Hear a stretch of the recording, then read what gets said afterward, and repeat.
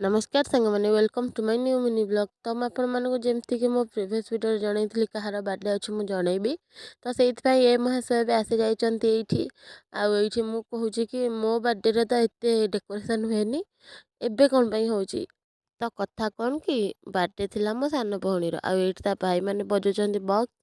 ए घरटा जेहेतु नुआ छात पड़ी प्लास्टर व्लास्टर किसी है सेमती डेकोरेशन टे आम पु कर तापर ये रहा तार दीटा केक गोटे बापा आनी आ गोटे से महाशय आम आनी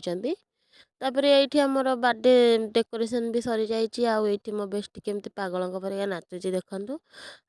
आते सारा लोक भी डका जाइए समस्ते बहुत खुशी आसते बहुत खुशी थे बहुत खुशी लगुला। तापर बर्थडे गर्ल आसला निज माने बर्थडे केक रे निजे ही तार केक रे जो थाए ना जो एबे आसोटा झरझरी बाण टाइप मोहम्बती जलैवा को मना कली तो से निजे लगेला निजे केक कटिंग कला समस्त पूरा माने से जो स्नो रे पूरा बुडे देली समस्त देहरे मारी मारी आ देखुन समस्ते केमती नाचुचंती समस्ते केक खाइके खुशी खुशी घर को गले।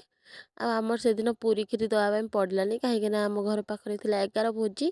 आमको जी भी पचारा आम कह जाओ से ही खाईदेव से दिखाई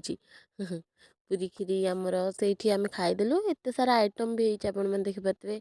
पूरी डालमा दही बरा कोबी आ खटा दौले कि मना कली